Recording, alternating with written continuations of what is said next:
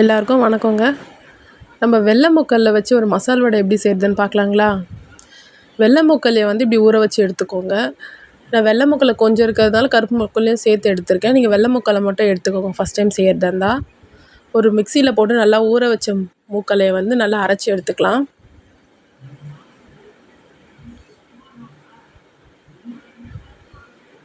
இந்த மாதிரி பதத்துக்கு அரைச்சி எடுத்துக்கோங்க.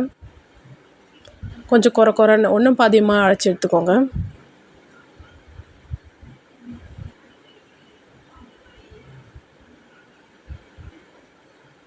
அதை ஒரு பாத்திரத்தில் மாற்றி எடுத்துகிட்டு நான் ஒரு வெங்காயம் பொடியாக அரிஞ்சு வச்சுருக்கேன். அதையும் அதில் சேர்த்துக்கலாம்.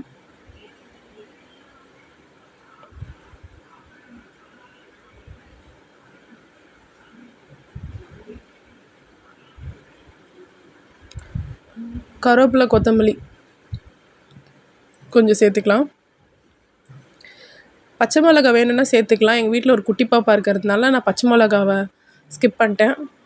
உங்களுக்கு வேணும்னா நீங்கள் காரத்துக்கு பச்சை மிளகா சேர்த்துக்கலாம். கொஞ்சோண்டு சோம்பு போட்டுக்கோங்க. கொஞ்சோண்டு தேவையான அளவுக்கு உப்பு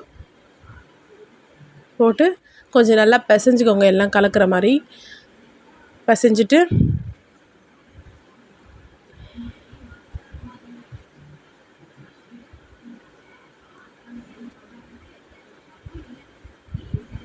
தேவைன்னா கொஞ்சம் தண்ணி ஊற்றிக்கலாம். தண்ணி ஊற்றி கூட பிசைஞ்சுக்கோங்க. நான் கருப்பு முக்கல்லை சேர்த்துக்கலாம், கொஞ்சம் ட்ரையாக இருக்கும்னு சொல்லிட்டு கொஞ்சோண்டு தண்ணி ஊற்றிருக்கேன். இப்போ கடாயில் கொஞ்சம் எண்ணெய் ஊற்றிக்கலாம்.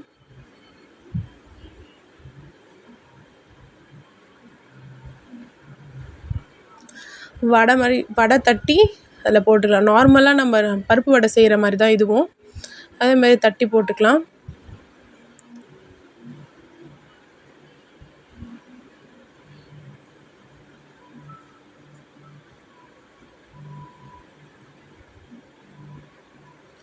ரெண்டு பக்கமும் பொன்னிறமாக வந்த பிறகு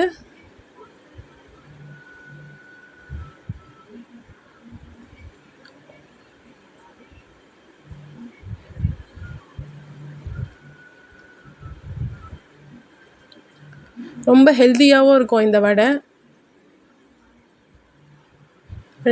ரெண்டு பக்கமும் பொன்னிறமாக வந்த பிறகு எடுத்துக்கலாம். சூப்பரான வெள்ளை மூக்கல்லை வடை ரெடி.